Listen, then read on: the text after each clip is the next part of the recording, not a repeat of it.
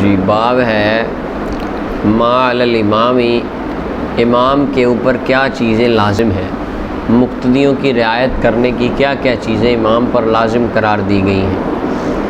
1129 number روایت ہے، انس بن مالک فرماتے ہیں میں نے نہیں نماز پڑھی کسی امام کے پیچھے، آپ کی عمر بہت لمبی تھی۔ بصرہ کے اندر آخری صحابی جو فوت ہوئے وہ حضرت انس بن مالک تھے۔ یہ بصرہ گئے تھے اور ثابت البنانی پوچھتے تھے کہ کبھی دل نہیں کیا مدینے جانے کا، تو فرماتے تھے کہ ہر رات مجھے خواب میں حضور خود تشریف لے آتے۔ تو یہ بصرہ میں تھے، اور ان کی جو عمر تھی وہ 91 سال ان کی عمر ہوئی ہے، نہیں 103 سال ان کی عمر تھی، 103 سال۔ تو یہ فرماتے تھے کہ میں نے کسی، اب 103 سال میں دیکھیں کتنے بندوں کے پیچھے نمازیں پڑھی ہوں گی، کتنے امام دیکھے ہوں گے، تو فرمایا میں نے کسی امام کے پیچھے اتنی ایسی نماز نہیں پڑھی جیسی سرکار کے پیچھے، نہ ہی اخفا صلاۃ ہلکی نماز اور نہ ہی اتنی کامل جتنی نبی صلی اللہ علیہ وسلم کی ہوتی تھی۔ ایک تو ہلکی کہ پیچھے کھڑا ہونے والا کبھی اکتاتا نہیں تھا، اور کامل تمام ہر رکن پورا،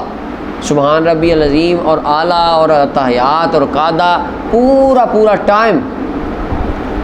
اور ہلکی یعنی پتہ ہی نہیں چلتا تھا، اور پوری بھی ہوتی تھی۔ اور اگر آقا کریم صلی اللہ علیہ وسلم آپ کسی بچے کے رونے کی آواز سنتے تو اپنی نماز کو ہلکا کرتے، یعنی قرات پھر بہت لمبی، یہ نہیں کہ رکوع سجدے چھوٹی چھوٹی ہو جاتی، لمبی قرات پھر نہ فرماتے، نارمل قرات، یہ کہ اس کی ماں بچے کی آزمائش میں نہ پڑ جائے، یہ اس کی وجہ سے۔ اب یہاں سے بعض علماء نے مسئلہ نکالا کہ اس میں دلیل ہے کہ جب امام کو بندہ محسوس ہونا پیچھے سے آ رہا ہے اور امام رکوع میں ہے تو امام اس کا ویٹ کر رہا ہے تاکہ وہ آ کے رکوع میں مل جائے، اس کا خیال کرے۔ بعض علماء کہتے ہیں کفر ہے، کیونکہ وہ رکوع لمبا بندے کے لیے کر رہا ہے، حالانکہ نماز اللہ کے لیے ہے، اس وجہ سے بھی ہے۔ تو ملا علی قاری رحمۃ اللہ علیہ فرماتے ہیں یہ مکروہ تحریمی، البتہ اس سے بندہ کافر نہیں ہوتا، لیکن حرام کے قریب ہے کہ رکوع ویسے تو 5 بار کہہ کے اٹھنا تھا، اب چونکہ بندے کی پیچھے سے جوتے اترنے کی آواز آئی، اب 14 بار سبحان ربی العظیم کہہ دیا تاکہ بندہ مل جائے۔ اب یہ جو اوپر والا جو 9 بار کہا وہ اللہ کے لیے نہیں کہا، اس بندے کے ویٹ کے لیے کیا، تو یہ مکروہ تحریم۔ اچھا، تو اس کے اندر جو ماں آزمائش میں نہ پڑ جائے، یہ صحابہ فرماتے ہیں کہ ماں آزمائش، کیونکہ نبی صلی اللہ علیہ وسلم کا قول فعل عمل تینوں اسی طرح تھے۔ آپ فرماتے تھے کہ نارمل نماز پڑھایا کرو، اور آپ کا عمل بھی تھا نارمل نماز پڑھاتے تھے، اور دوسرا آپ کے صحابہ کرام کا معمول بھی یہی تھا، تربیت بھی یہی تھی کہ نماز جب پڑھاؤ تو نارمل سی پڑھاؤ، بہت لمبی بھی نہیں اور بالکل ٹھنگے بھی نہیں۔ وہ پیچھے گزر گیا کہ ٹھنگے نہ مارو۔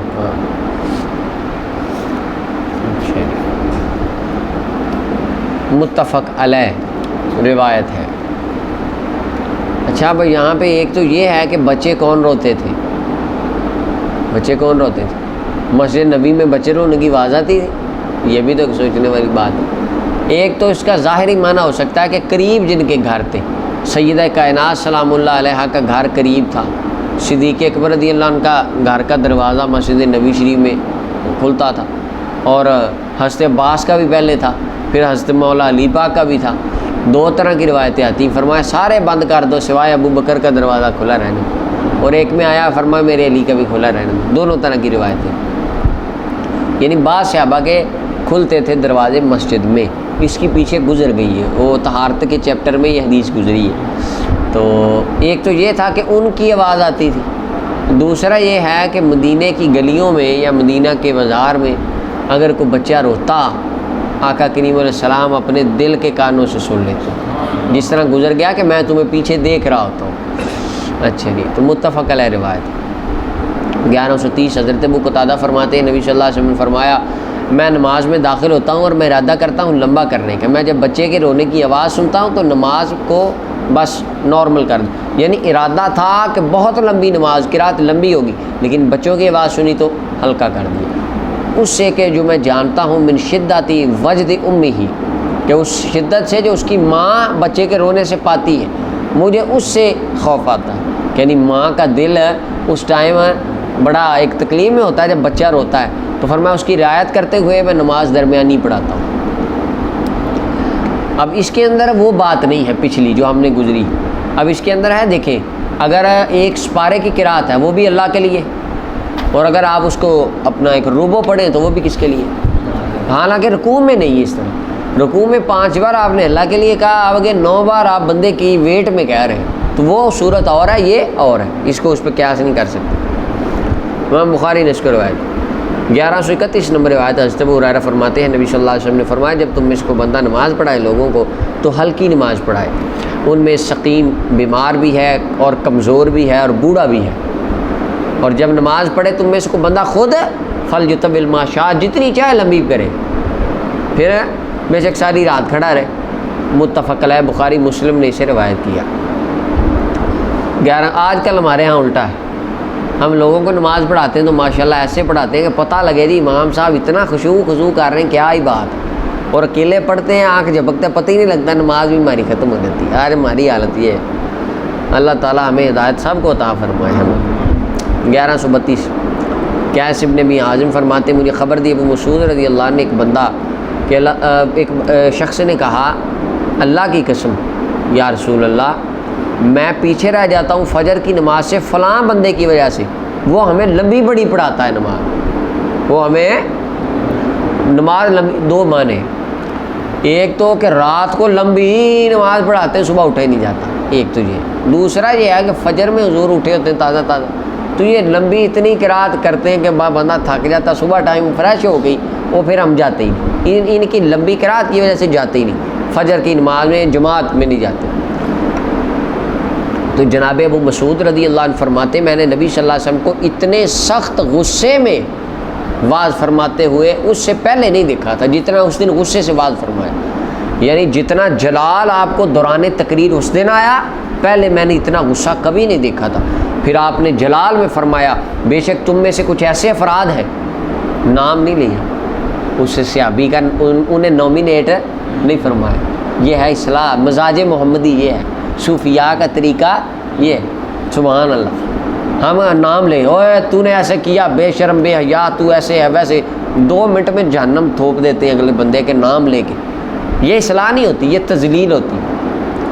پیچھے۔ اور حدیث طیبات میں بہت سا ملتا ہے، مزاج محبوب صلی اللہ علیہ وسلم اسی طرح تھا، فرمایا ما بال اقوام، قوموں کو کیا ہو گیا ہے، لوگوں کو وہ اس طرح کرتے ہیں، کرتے صرف 2 بندوں کی غلطی ہوتی، لیکن مخاطب پوری قوم کو کر دیتے، ان کی بھی اصلاح ہو جاتی، پردہ بھی رہ جاتا، مسئلہ بھی حل ہو جاتا۔ دیکھ رہے ہیں یہ مزاج تھا حضرت میاں غلام احمد صاحب رحمۃ اللہ علیہ، سبحان، شبیر شیر اربانی رحمۃ اللہ،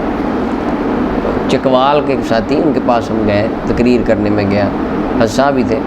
وہ بتائیں، کہنے لگے ہمارے جو والد صاحب تھے وہ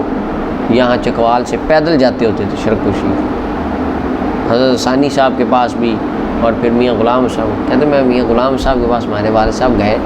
تو راستے میں نا گزرتے ہوئے شرق شریف کے قریب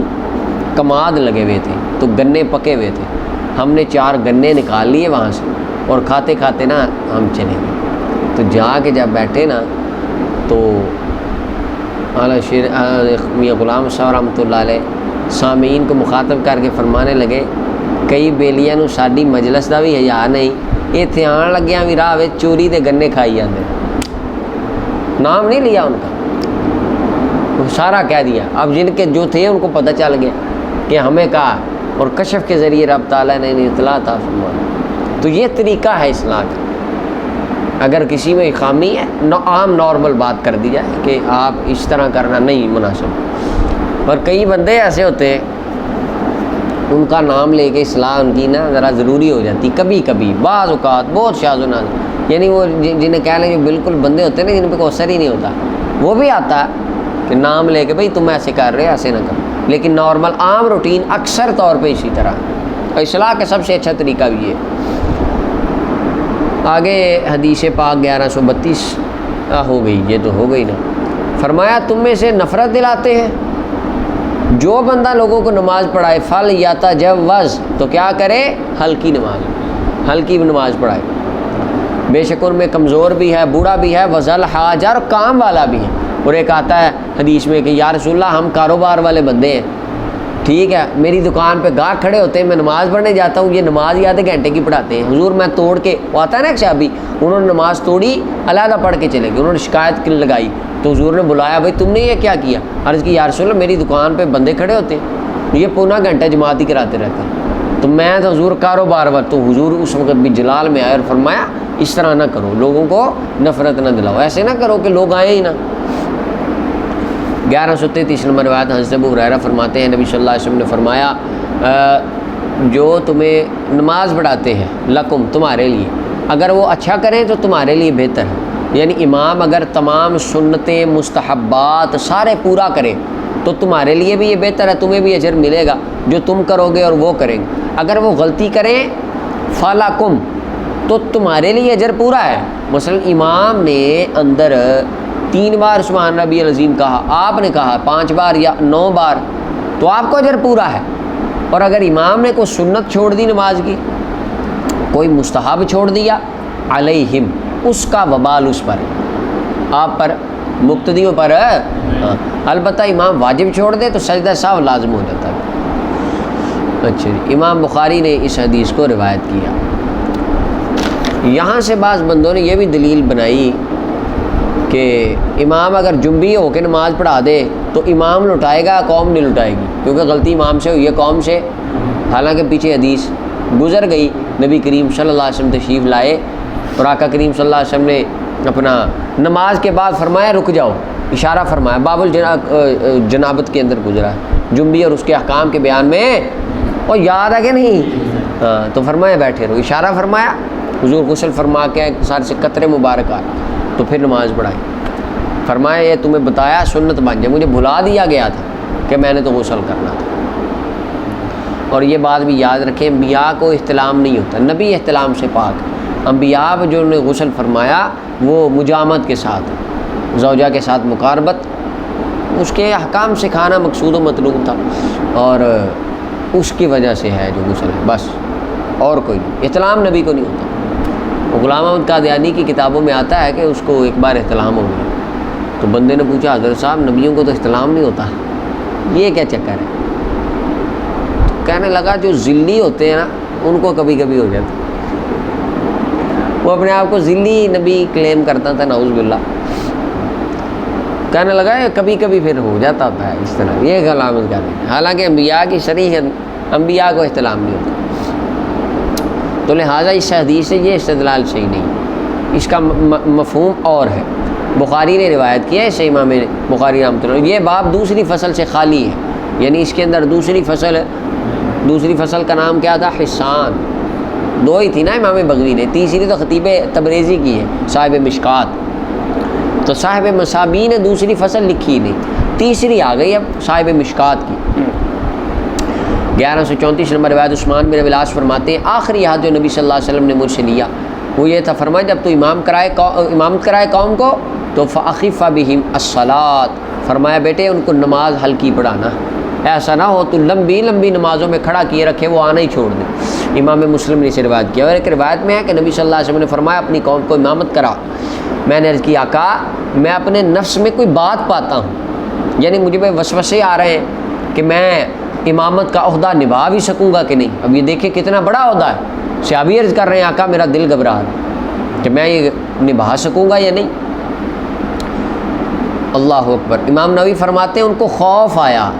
کہ یہ جو عہدہ مجھے دیا جا رہا ہے میں اس کے ساتھ وفا کر پاؤں گا یا نہیں۔ آقا میں اپنے نفس میں کوئی چیز، فرمایا قریب ہو جا۔ صحابی کہتے ہیں حضور نے مجھے اپنے سامنے بٹھایا، پھر اپنا ہاتھ رکھا میرے سینے میں، بین صدیہ، میرے سینے کے درمیان، یا سینے پہ ہاتھ رکھا، پھر تحول الٹا ہو جا، پھر جا، یعنی پہلے سینہ حضور کی طرف تھا، فرمایا منہ موڑ ذرا، تو میں نے پشت حضور کی طرف کی تو سرکار نے اپنا ہاتھ میرے کندھوں کے درمیان رکھا، رب تعالیٰ نے سینے کو سکون عطا فرمایا، پہلے سینے پہ ہاتھ پھیرا، پھر کمر کے اندر ادھر سینے کی بیک سائڈ پہ ہاتھ رکھا۔ امام نووی فرماتے فاذهبہ اللہ ببرکت کفی علیہ السلام، سرکار کے ہاتھوں کی برکت سے اللہ تعالیٰ نے دل کو طاقت عطا فرمائی۔ پھر فرمایا قوم امامت کروا، امامت اپنی قوم کو، جو بندہ قوم کو امامت کرائے ہلکی کرائے، ان میں بوڑھا بھی ہے، مریض بھی ہے، مقتدیوں میں کمزور بندہ بھی ہے، کام والا بھی ہے، جب اکیلا نماز پڑھے جتنی مرضی پڑھتا رہے۔ 1135 نمبر روایت ابن عمر فرماتے ہیں نبی صلی اللہ علیہ وسلم حکم دیتے تھے تخفیف کا، کہ نماز ہلکی پڑھا کرو، پڑھایا کرو، سچ پڑھایا، خود جو مرضی کرے بندہ۔ اور ہمیں بعض اوقات امامت کرا دیتے تھے سورہ صافات کے ساتھ۔ اب ظاہر تو منافات آ رہا ہے کہ ایک طرف حکم ہے کہ کیا کرو، ہلکی پڑھاؤ، اور ایک طرف ہے خود آپ نے سورہ صافات پڑھا دی کبھی کبھی، تو بظاہر آپس میں لگ رہا ہے نا۔ تو یہ جو ہے ہلکی پڑھاؤ یہ ہے قول، اور سورہ صافات سے نماز پڑھانا ہے، اور جب قول اور فعل ٹکرا جائیں ترجیح ہوتی ہے رسول اللہ صلی اللہ علیہ وسلم کے قول کو، کیونکہ اب یہ دیکھیں حضور سورہ صافات پڑھا دیتے کس طرح، حالانکہ خود فرمایا کہ تم ہلکی پڑھایا کرو۔ اس کی وجہ ملا علی قاری فرماتے ہیں کہ جب آقا کریم علیہ السلام قرآن پڑھتے تھے نا، سبحان اللہ، جب صاحب قرآن نماز میں قرآن پڑھتے تھے تو سامعین و ناظرین جتنے پیچھے ہوتے تھے نا وہ قرآن کے معنی میں ڈوب جاتے تھے، اور ان کے اوپر صحابہ کرام کی ذوات پہ قرآن، جب صاحب قرآن خود حضور پڑھتے تھے تو قرآن کے مفاہیم اور معانی کی تجلیاں برستی تھیں، انہیں پتہ ہی نہیں چلتا تھا کہ کب 5 سپارے پورے ہو۔ تو یہ خاصہ کس کا تھا؟ مصطفیٰ کریم صلی اللہ علیہ وسلم۔ آج ہم پڑھیں سورہ صافات تو ایسے نہیں ہونے لگا، تو یہ خاص عمل رسول اللہ صلی اللہ علیہ وسلم کے ساتھ خاص